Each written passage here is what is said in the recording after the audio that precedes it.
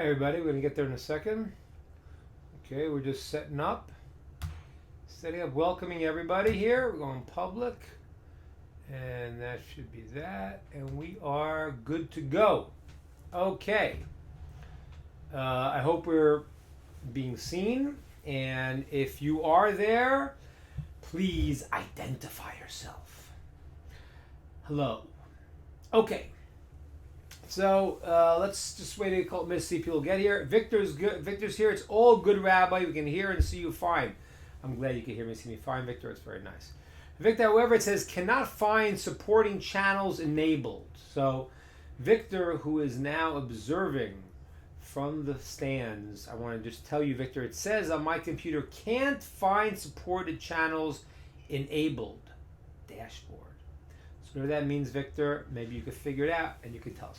Okay, so we're going to talk tonight about a number of things, and we'll see who joins us. Probably people are having their 4th of July celebrations, and that is wonderful. But we don't want to not to have. Good to see you. No, we can't nullify Torah learning. Good to see you, Jay, and Ayelet. So I said, even though people have their 4th of July celebrations, good to see you, William. We can't nullify Torah learning. Torah learning is what the world stands on. So we're going to continue with this. So I want to talk about tonight about a number of things. We'll talk about the weekly Torah portion. We'll get to that. And I think we should talk a little about the 4th of July, which is today. And it was very significant this year because the 4th of July also fell out on the new moon of Tammuz. Okay, today in the Jewish calendar is the new month of Tammuz. And the month of Tammuz is a challenging month for Jewish people. And, I'm going to share a little bit about that because I just kind of feel we need to talk a little bit about the current situation. I heard yesterday an assessment that Iran could have a nuclear missile, God forbid, in the next 2 to 3 months with their present declaration of where they are going to be with their uranium supplies, their rich uranium. And so it kind of behooves us a little bit to think about that, especially as we come into this month of Tammuz. And I'll talk about a little bit about America also on the 4th of July. America right now, for those of you listening, you're all probably aware of this, is really sort of struggling for an identification of what America is. Really, President Trump it was very interesting, the slogan that he took, which is "Make America Great Again," and it came up with some interesting, responses to it, which was, I think it was Cuomo that said, "Well, America was never that great in the first place." And then you have, I'm sure you all heard this thing about the Nike sneakers. Now, all of a sudden, the American flag of independence is now a racist symbol of some bizarre reason. I don't know. But I think that there's really an important idea to understand this here. Oh, good. Okay, so good. So it's important thing to understand this over here, which is like if the idea of that President Trump, the slogan he had, "Make America Great Again," to those that said no, it was never that great in the first place, it really does underscore what is the battle in America right now. Really, is the battle are we taking where America came along and going further and furthering a good quality in America that was the inception of America, or alternatively is the view to revolution, basically revolution, saying no, that's what that was, now we want a new America. And that really is, if you understand, that really is kind of at the heart of of the battle that's going on right now. And so I wanted to try to think about it a little bit in terms of America's role, and and our hopes that America will continue to choose right on their side of right and wrong. Because if you see what's going on right now, there's a whole thrust of people in America who are becoming anti-Israel, becoming anti-Jewish, and espousing different ideas that are so contrary to I guess to what America was built on, in the sense that America, one of the founding concepts was it was built on what they would call certain biblical ideas, and that was clear that's even though the founding fathers of America created the ability to have people having different religions, but at the same time there was certain rights or understandings that people were endowed by their creator. There's no creator, there was a different view. So this is really important right now because it really is a battle for the heart of America. Now, where does this play out? It plays out right now in the month of Tammuz. And that's why it's fascinating that kind of like this sort of fell out in the same day, in my mind, how it feels to me. Because the month of Tammuz is the month where the spies were sent to check out the land of Israel. This was last week's portion, but the spies were sent out in the beginning of Tammuz. Their trip is throughout the month of Tammuz, and then they come back during the 9th of Av, into the next month. But really, their mission it revolves around the month of Tammuz, and they were unsuccessful. Now, when you look at the different tribes of Israel, they say 12 tribes of Israel. We say there are 12 months of the year. That's not an accident. 12 is a very significant number. We've said many times how this works, and just to explain it to you here, you have a book, right? And the book has now, or any item is a three-dimensional item. It has 6 sides to it, okay? All three-dimensional objects. The object itself, which means what the goal is, what it's for, is called the 7th. That's called the Sabbath, Shabbos. 6 days of the week, 6 days a week, and then there's the 7th. So the world functions on the system of 7. That's the way this world functions. There's 7 colors in the rainbow, 7 notes in the scale, the 8th is already the octave. So there's the idea of 7. But when you see things expanding into its fullest way, if you count the lines in a three-dimensional object, right? You have 1 line, 2 lines, 3 lines, 4 lines, 5 lines. You count, right? You'll see there's 4 there's going to be the 4 here, 4 here, and 4 here. It comes out there is going to be 12 lines called alachsonim in the mystical writings that come out from every object. That's the expansion of the thing. Everything expands, starts out as 1, then it expands. You have this idea then, to 7, you have the idea to 12. That's why Jacob has 12 tribes. And that's why the number 1, which expands into 12, together, that 13, number 13, is the numerical value in Hebrew of the word echad. Echad is oneness. So 13 already takes the root of the thing, it expands into 12 expansions, and when you put it all together, it comes back to its root. That's called 1 echad, to the numerical value of 13. So there are 12 tribes. There are 12 months of the year, and every tribe parallels a month. The month of Tammuz that we're in right now was the month that the spies went to the land of Israel. It parallels the tribe of Reuven. Reuven, who was the eldest of the Jewish people. Good to see you, Paul. Good to see you. Welcome. And Reuven was the oldest of the Jewish people, and he really was supposed to be the firstborn and potentially have certain greatness that was set aside for him. And Reuven, with all of his greatness, which he certainly had, he did not come to fruition. There were certain things that he lost in the process. The famous thing that he did wrong was that, and this was the thing that caused his demotion, if you will, is that Reuven always had a certain jealousy that in the Jacob had 4 wives. He had Rachel, which is the wife he wanted to marry. Ended up he got switched, and he ended up getting Leah. And he also loved Leah, but he was going to just marry Rachel. And then in the famous story, the father switched him, and he ended up giving him Leah first. Now, they each had handmaidens, which they gave over to Jacob also at certain points in the marriage. They wanted him to have more tribes through their handmaidens. So, there ended up being four of the matriarchs. And the mystics tell us actually is that was part of the problem in this world. If it was one person, if it could have been all the qualities in one, that would represent the unity of the people. Be that as it may, there were four. Now, and Reuben felt bad, always felt a certain sense of something not right in his job, the fact that his mother was second fiddle to Rachel. Now, when Rachel died, it said that Jacob took his tent, which is the main place was in Rachel's tent. That's where his main abode was by Rachel, even though he had four wives. He went to different places, but Rachel was the place that his main abode was. And that's where he had his bed. And Reuben went and he moved the bed. He took it.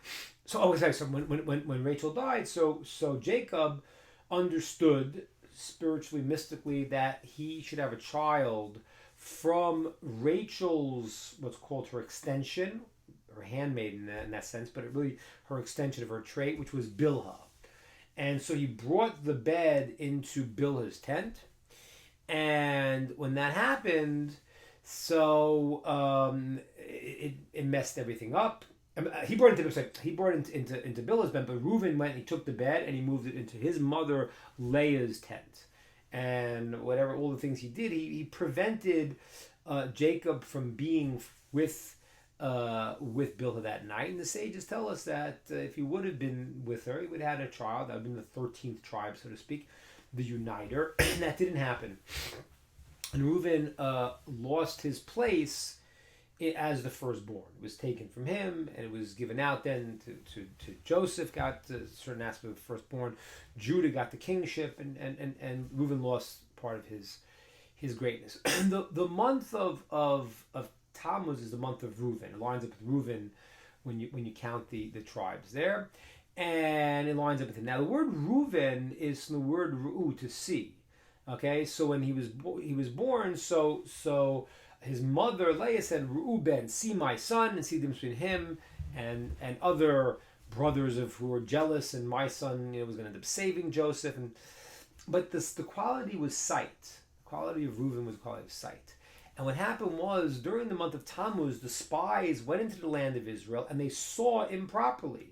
The things they saw, which should have been to them signals that everything was good, they were going to be protected, God was on them, they misinterpreted everything they saw. And then they came back with a negative report of the land. And so therefore, this month of Reuben, of Tammuz, and the next month of Av, when the temple was destroyed, is considered the month of Shimon. And Shimon also was a tribe that didn't come to his full greatness in this world. So those 2 months are times of great challenge. And right now, what's happening is, if you look at the situations, you realize that the world is going into a very bad way. You realize that there was a period of time of let's call it, I don't know, guilt over killing 6 million Jews and thinking maybe we shouldn't be doing this. That time of guilt for many people is passed, and they're very strong about saying, well, I don't want to hear about this anymore, and I don't care they should hear about it either. I don't need their guilt or their anything, but right now the tides have switched back, and now it's a time of great attack, and you come now to a situation where Iran, which is Persia, which is the nation that the sages tell us will start the war in the end of history, that will start a process of a very, very intense period before the Messiah comes, where Iran is now pushing forward to get the bomb that they're looking for, which already the prophets talk about as this potential. If you've read in Prophet Zechariah, you see the different places where they talk about this war, and there's a bomb that can make people's skin fall off, and all these very frightening things, which was not relevant back, in olden days of warfare. But that's what Iran is trying to do, and the sages tell us that the nation that will start this war before the coming of Mashiach is the nation called Paras, Persia, which is Iran. Okay, now why will they be the nation? So the Maharal explains, and I had this on a recording we showed a few weeks ago. You're not going to be able to get it on this stream because by mistake we left it on all night, so you're going to see a lot of blank. But if you go to the Kehila.org, you can see it there. It's called Return to Zion, in which I go through the texts of the story of Iran and how the Talmud says that they will be the ones who will lead this war. And the Maharal from Prague explains. He explains like this, because if you look in Ezekiel, it talks about in Yechezkel that this war and these different nations want to align themselves together. And they really are a combination of the, we'll call it the Western nations with the Arab nations, and they want to combine. And they discuss it there. They say even though they try to combine, they try to come against Israel.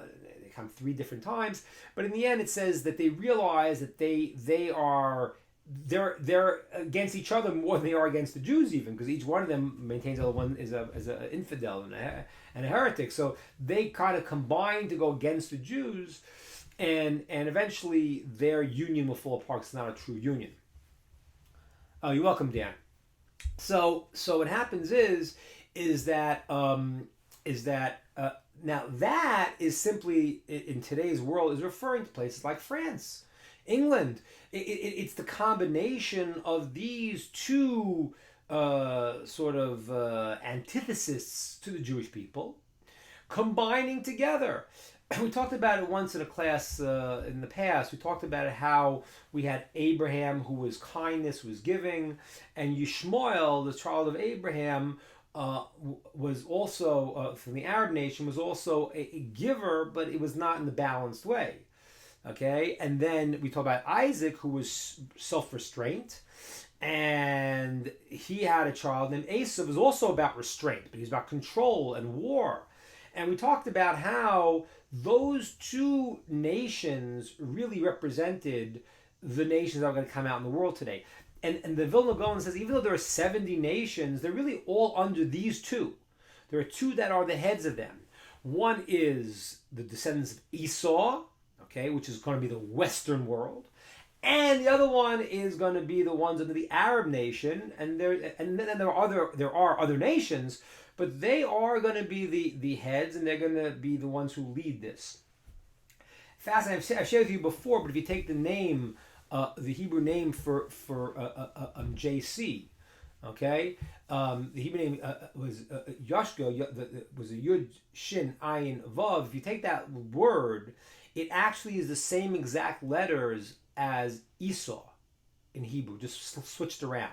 And the great Kabbalist Arizal tells us because Esav is going to be this spiritual progenitor of this Western society. And the other half, you have the Arab world. Now, what happened was that Yaakov, was the perfect balance between Abraham and Isaac. And he is truth. And it says there in the commentaries that that's why when even in the Torah itself, when Esav wants to fight against Jacob, he realizes that Jacob is perfect balance. He's combined the right side and the left side, and he's truth and balance. Esav knows that he is war, he is power. Okay? He decides that he needs to combine with Yishmael, with the Arab nation, to have the power to fight against Jacob. How does he do that? If you look in the text, you'll see an amazing thing. In the text, it says he went and he marries the daughter of Ishmael, the daughter of the founder of the Arab nation. That means that was the combination between this future-to-be Western world and the Arab nation wanted to combine together. That's what the prophet Ezekiel talks about, how that these nations will come together. The Talmud says they will try to come 3 times to fight against Israel, and they will make a union against them, against the Jewish people, to come fight against us, God forbid. But that's what the Talmud talks about. Now again, there are ways that you could, any negative prophecy we could avoid, but we need to understand a little bit what it is to see if it's going to happen the easier way or the harder way. Hopefully it happened the easier way. Either way, Hashem is going to protect us, and it's going to be good, and those who choose the side of right will be successful in the end. However, you don't want to have the great challenges and difficulties until you get there. So let's see if we can understand this. So that is the simple level understanding of the book of Ezekiel, chapter 38, there where it says how they're going to combine and they're going to fight against the Jewish people. The Maharal says an amazing thing. He ties together the Talmudic teaching that says that the Persians will be the nation that lead this attack, God forbid, at the end of history, before the Messiah comes, Mashiach comes, and he explains it in the most amazing way. He says, listen, the Persian nation is the combination already of Esau and Yishmael. How do you know that? Because the Persians really are not Arabs. They actually call themselves Aryans. They are from the West, essentially. They are Aryans, they call themselves. They are not biologically in the same line as the Arab nation in terms genetically, but they adapted the religion of Yishmael, of the Arab nation, Islam. So the Persians really, they as themselves, they consist of these 2 powers, negative, trying to fight against the Jewish people. And I mean, this is literally, playing out right now. You really, how you ignore it, I don't know.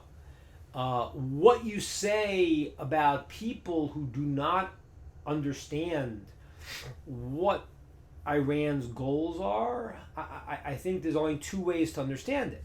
Either they're very naive, and they don't really understand what's going on, or they deep down, whether it's conscious or unconscious, I don't know, they have themselves nefarious intent, and they're like, if you give them a bomb, they'll have their place. They'll be able to change the world dynamic. That's kind of the belief.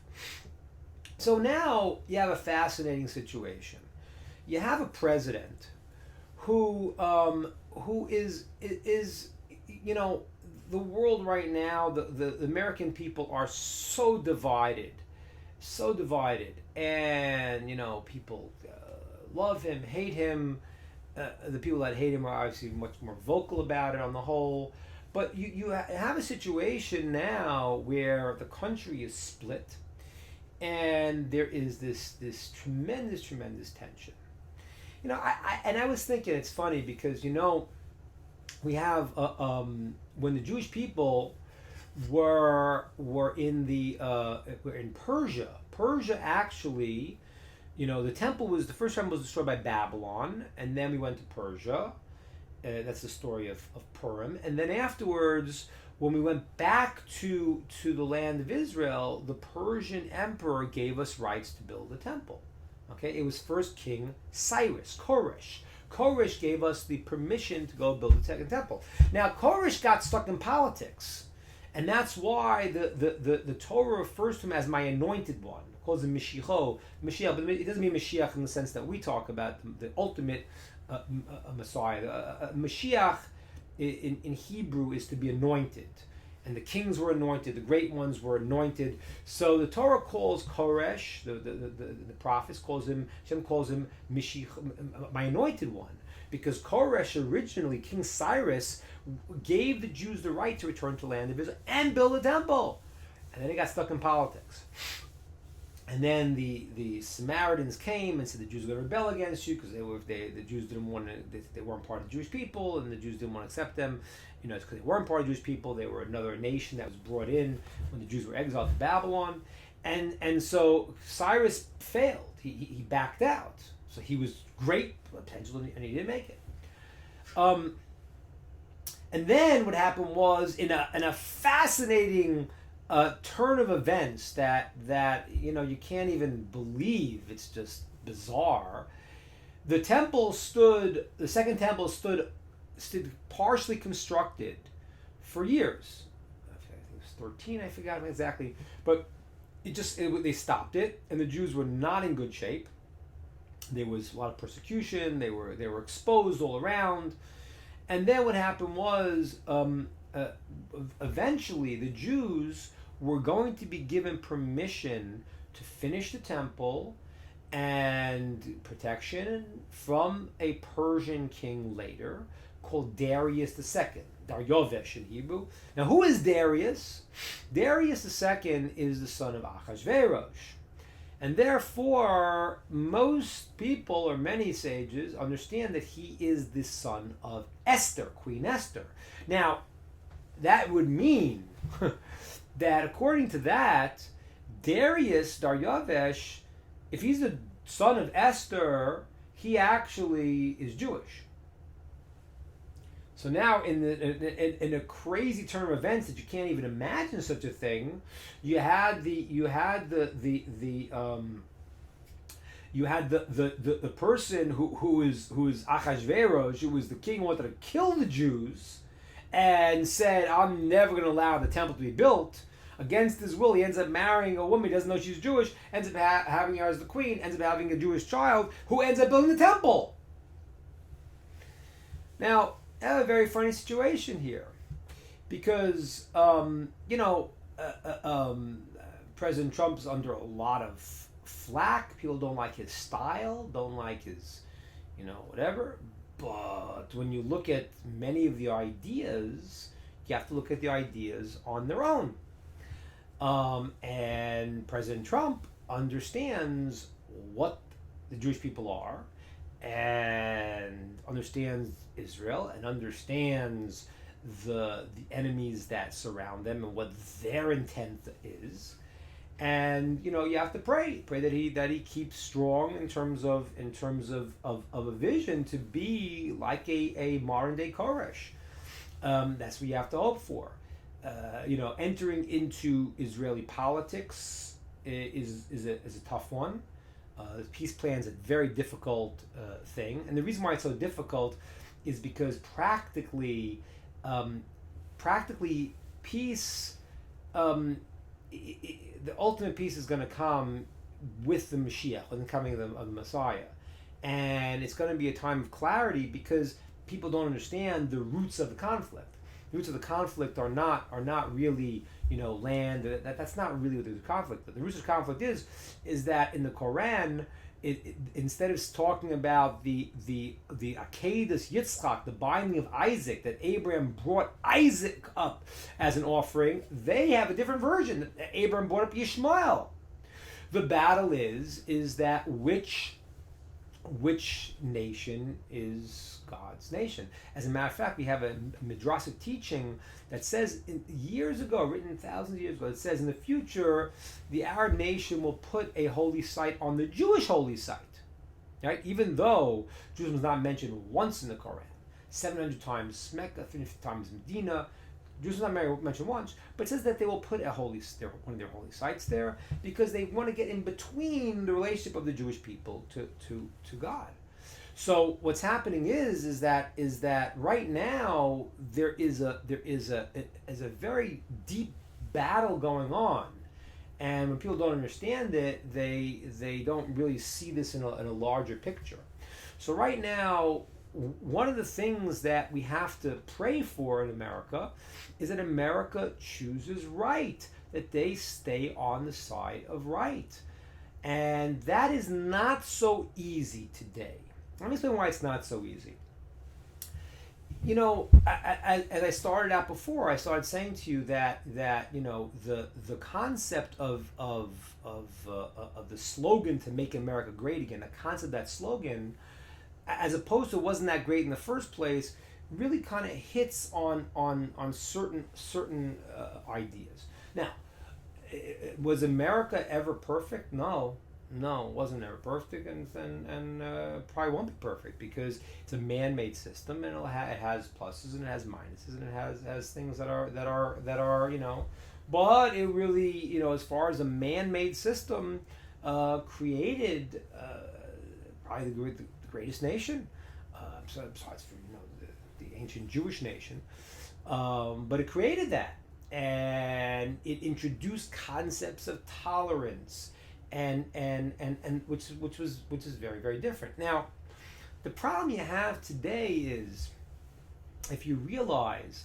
that if you are a person that believes in the Bible, believes in the Torah, then in the mainstream media you have a problem, because you are no longer subscribing to truths that the world says are obvious. You don't subscribe to that. Of course, you could be a loving, as you talk about once, a loving, patient person. You should be, but you have your beliefs, and you believe this is right and this is wrong, and that does not necessarily any longer jive with the world's view of things. Okay, I got blurry for some reason. Okay, now I get better. Okay, so right now, what's happening is that you have a situation where Iran is pushing for a nuclear bomb, and those that support it, I said, either they are naive or they have a different world order in mind, whether consciously or unconsciously. When you hate something that's good, you hate goodness, okay? And a person who feels, no, what do these Jews represent? What do they want? And they might not even know consciously. They might, unfortunately, get into a belief of a stereotype and get sucked into something. But they understand in a certain place what Hitler understood. What did Hitler understand? Hitler wrote in Mein Kampf, he wrote that the Jews put two scars on the world. One was the scar of the body, called the circumcision, and one was the scar of the mind, which was called a conscience, a moral conscience. That's what Hitler wrote in Mein Kampf. He understood there was an idea of standing up for what is right and what is wrong, what is moral and not moral. Now, how do I know? I don't know that I know. I don't know that I, myself, or any other human being is so smart that he could figure out what is right and wrong. But we do know, because we do have a Torah, that God did give us the Bible, the Torah, to be able to understand what's right and wrong, and that's how we function. And right now, that is a battle for the heart and soul of America.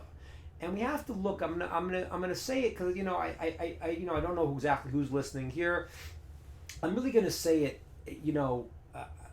Because I don't want to get stuck into politics. Because politics themselves will never make you feel good. They're never gonna come out okay. I'm gonna say it now. I'm gonna show you the good side of each of the two sides of the aisle. But you have to understand what the lacking is. So, the idea of what we call political correctness today, sensitivities, that has a tremendous place in the world. That has a tremendous place. And I think that is something that we'll call, for lack of better terms, the left wing it has made as the centerpiece of patience, tolerance, love. Okay, but if you take the idea and you start to misunderstand it, misuse it, it can become very problematic. So from the beginning, I say, listen, you know what? I'm different, I'm strange, I'm this, I'm that. Please don't persecute me. Okay? That's certainly within the definition of America, right? You must, you don't have the right to persecute someone because you don't agree with their views. Okay, fine. Now I can go further and I can say, okay, listen, I don't want you to say anything that insults me. I don't want you to. Okay, that's also nice. To be respectful to someone else is also very nice.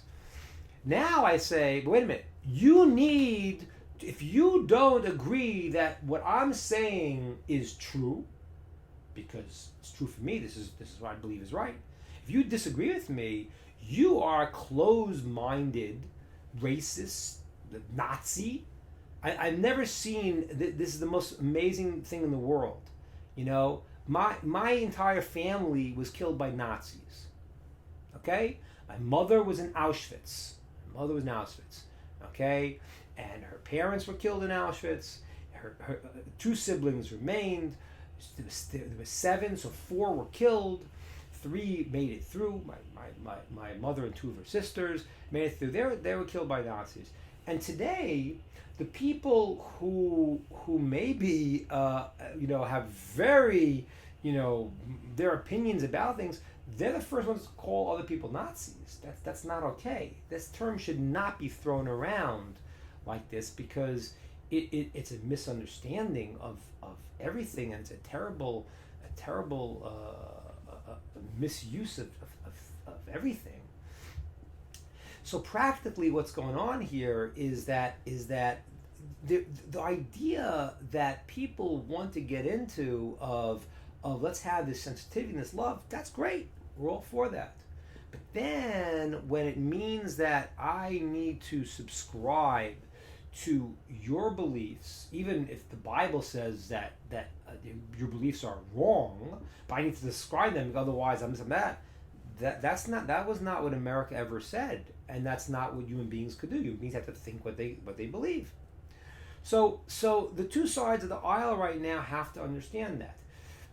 The unfortunately, the way people get stuck right now is that they don't like the form, they don't like the tone, this and that. They'll sometimes miss the message itself. But that's what we're up to right now. So today again is July the 4th. It's the day that America was founded. I think that the Betsy Ross flag would have been a beautiful design on your sneakers, because I'm not claiming that the American founding fathers were perfect, but from where they were and what they were building, they were trying to build something that was a tremendous improvement to the worlds they came from. And they did that. And now America's got to build further. But now, if you want to throw that all away and get rid of that and say, we have a new world order, well, what is your world order? What does it subscribe to? What's it based on? And if you want to believe it, great. Do I need to believe it also? The 4th of July has to celebrate America as a nation that came out with unique qualities of greatness. That said, we want to create a place, we're going to give people freedom and dignity. I mean, that's really what it's about. Okay. They made mistakes along the way. There's no question about that. Today also being the beginning of the Jewish month of Tammuz, when the spies used their eyes improperly and they saw things they shouldn't have seen, and they came back with a bad report, and they ended up cutting off from the land of Israel because of that.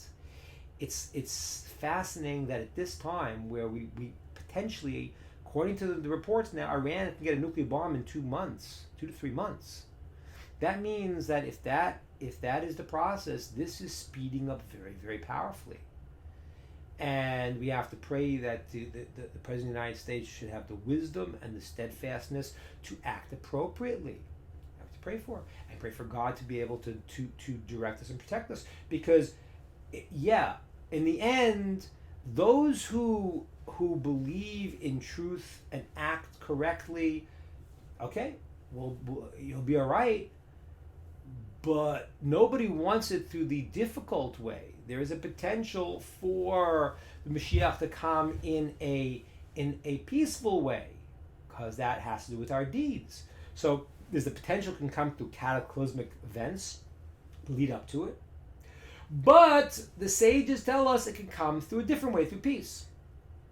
And that's the very great teaching of Maimonides, and that's what you have to understand. But people come out and say, oh, I'm going to describe to you what's going to happen in the future. Nobody knows. You can't know. Let me explain to you why you can't. Maimonides says that when the Mashiach comes in the end, the Messiah comes in the end, you look back at all the prophecies and it'll make perfect sense. You'll see it all. But when you're living in it, you can't see it. Now, why not? Let me explain to you why not philosophically.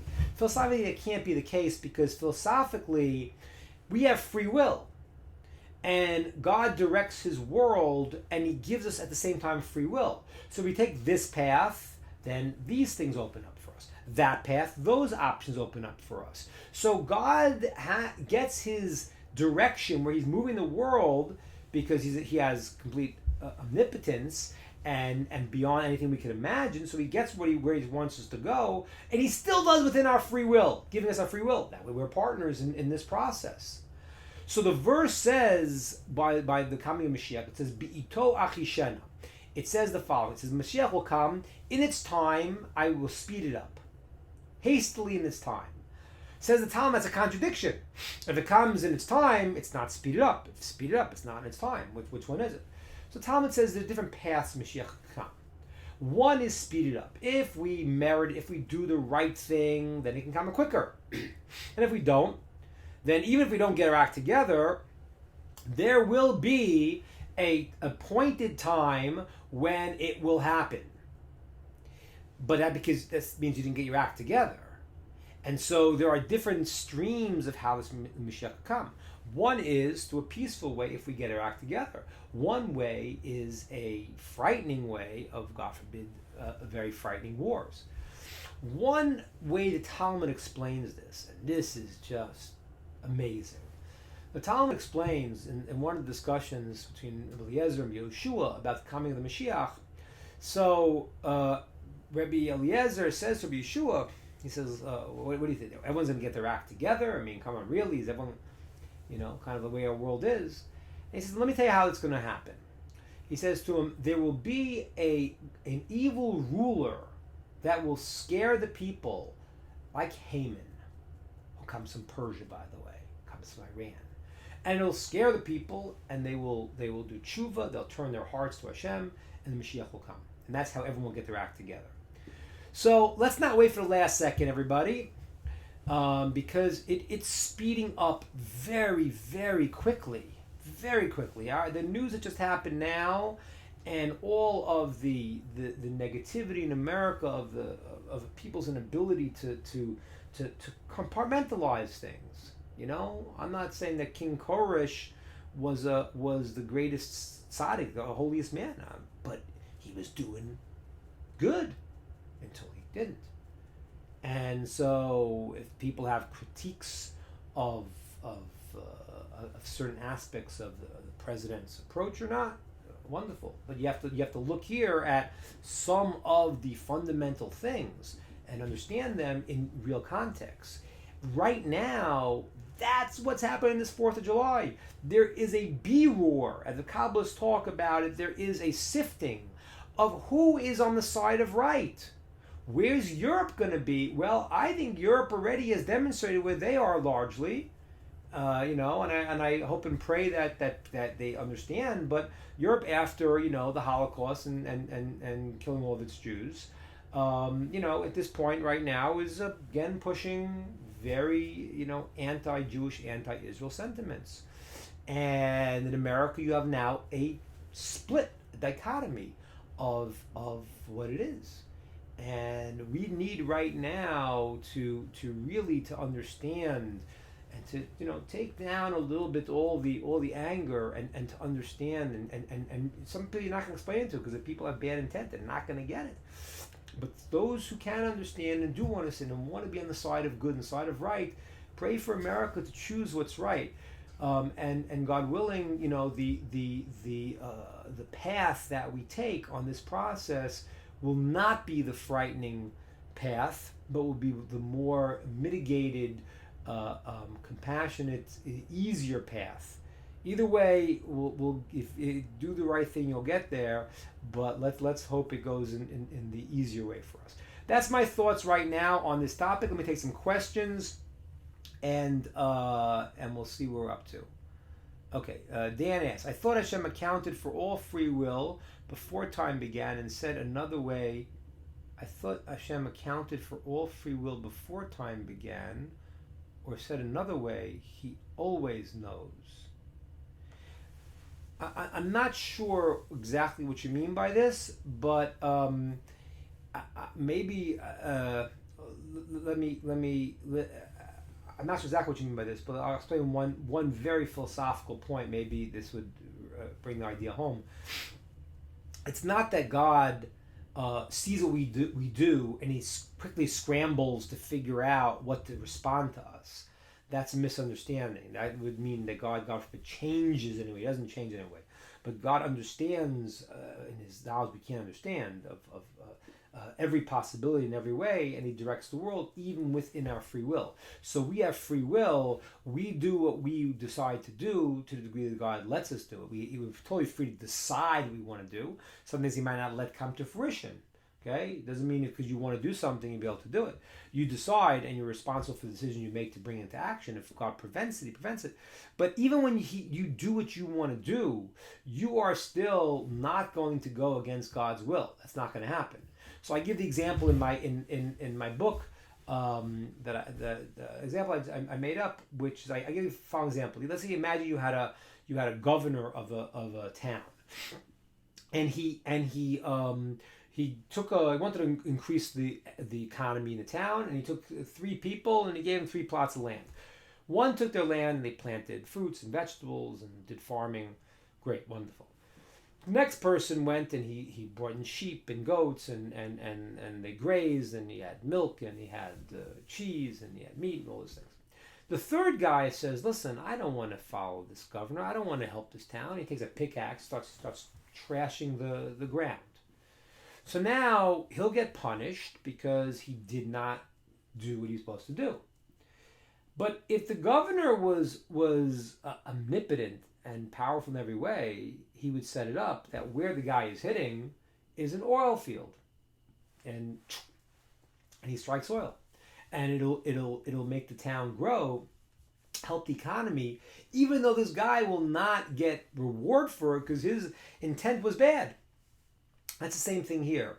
We have free will. We do what we do, but God's omnipotence, which is we can't understand. We don't understand God's knowledge in any way.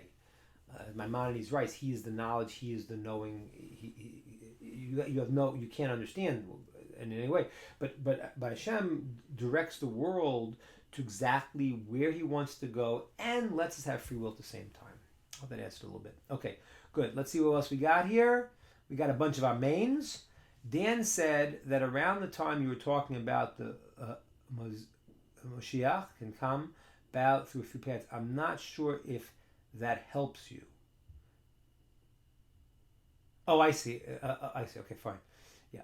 All right. Any other questions, ideas, or thoughts? I did say we're going to talk about the parsha, so I'll say something quickly about the parsha. But if anyone wants to just touch base about anything we talked about, Iran, talk about America, and being on the side that they should be on, and hopefully encouraging other Americans to be on the side of right. Okay, yeah, you're welcome, Dan. Very good. All right, let's say I just have a couple of minutes. I'll say one. We'll say one thought about the parsha. Maybe I'll say a thought that's connected with this also. So. You have actually.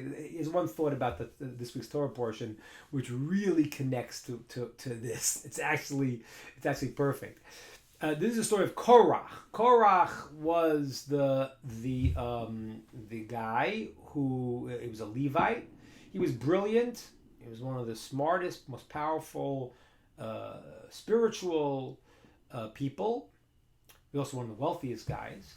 And he, we know, on a personal level, was jealous because God did not choose him to be one of the leaders, and he was skipped over, and he was jealous of this, and he created an entire movement challenging Moshe and Aaron, saying Moshe's, has nepotism, he's giving it to his brother, and he gives it. So that's what Korach did. Now, Korach. All the different discussions we're not going to get into now, that was a place where he fooled himself, because all the sins of great people mean that at a certain place they believe what they're doing is right. They have this great philosophical idea, and maybe there's a place inside of them where there's something that was off. So we know that Korach had the problem of his own personal jealousy that was fueling it. But what was his philosophy? So it says that he said, Kulam Kadoshim. The whole people are holy. We don't need Moshe to tell us what to do. We heard God on Mount Sinai, and we don't need a person who's going to tell us what to do. We don't need a hierarchy. Okay? Okay? He said, we're all holy. And we don't need this hierarchy. Now, of course, he, as all the people, as every communist leader has ever said who talked about communism, in the end, it's good as long as he's in charge. So Korach himself wanted to be in charge at the end. But his claim is we're all holy. Now, there's a famous teaching that says, how did Korach make this mistake? He was a very smart guy. How did he get this wrong? Especially when Moshe says to Korach and to his entire assembly, bring the incense offering, and we'll see who is going to be accepted. And the one who is accepted, good. And other ones will die with their lives. So what pushed Korach to think that he was going to make it? He knew who Aaron was. He knew who Moshe was. So okay, he's making this revolution, but now he's endangering his life. How do you do that? So it says he prophetically saw a great person in the future that was coming from him, and that was the prophet Samuel.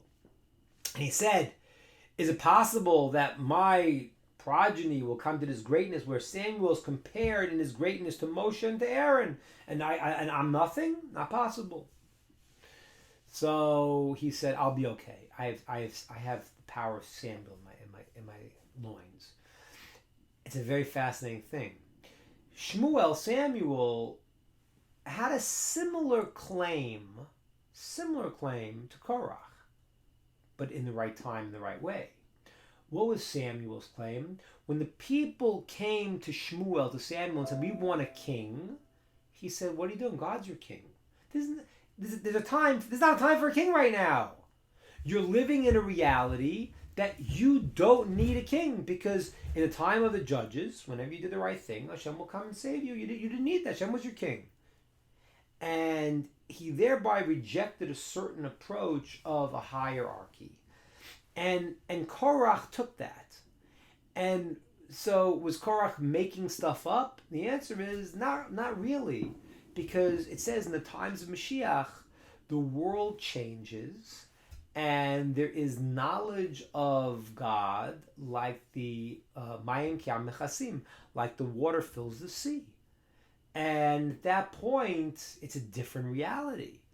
It's a different reality. So Korach was a guy who was looking to a different time. And he was saying, we in the future will be able to understand. But that wasn't the way the world is now. There is a hierarchy. And if you try to say, well, there is no boundaries, let's take the money from the rich, give it to the poor, then what happens is there's no boundaries, there's no world anymore. But as I said to you also before, in a certain place, even Korach, even the people who have some crazy ideas, a lot of times it comes from a place where they sense something good. And they build it, but if they don't build in the right way, it's very terrible. So if you sense, yes, you want to be able to see the greatness in people, even people that you don't agree with, that's wonderful, that's great, it's amazing. And if you understand that at some point in history, we want everyone to be able to have everything, that's true, that's times of Mashiach. But if you go in a world where we're supposed to have now a hierarchy, there are not a caste system, but however that works out, some people are born smart, some people are less smart. But why? Is that fair? And by the way, this is a very strong point of the left, which is that if you believe in God and you say, well, this person's born smarter, this person's less smart, this person has more money, less money, how is that fair? So if you say, because everything in life is your challenge and your ability to grow. As the sages tell us, a guy who's poor, he has to be careful not to steal. A guy who's rich has to be careful not to become haughty. A guy who's smart, they get haughty. Everyone has their challenges. Yeah, everyone wants, what they call the easier challenge, but you don't know which challenges are easier. Everyone has their challenge. That's only in a world of work where there are different stations, there are different challenges. You have yours and I have mine.